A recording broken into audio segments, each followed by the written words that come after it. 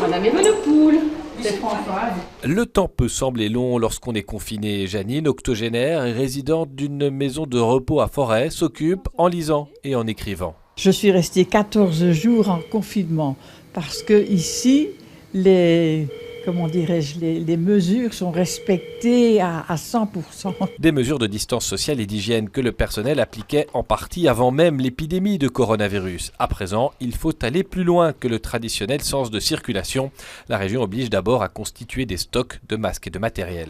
On demande à ce que les maisons de repos constituent elles-mêmes un stock de matériel de 1 mois, quitte à faire appel à la centrale d'achat de Iriscare et mettre en place toutes les procédures. Il faudra aussi nouer des partenariats avec des hôpitaux et des laboratoires. En pratique, c'est déjà le cas dans les maisons de repos et de soins. On travaille déjà avec des laboratoires, que ce soit pour nos prises de sang ou pour les tests Covid qu'on a fait sur nos résidents.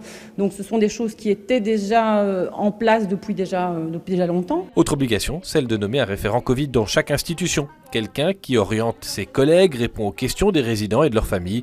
La mesure répond à un besoin. J'ai lu ça dans les nouvelles directives d'Iriscare que nous allions devoir, qu'ils allaient former du personnel comme référent Covid. Et moi je trouve que c'est encore un plus, quelque chose qui sera amené en plus pour que Nuance se porte bien et que nos résidents ne soient pas...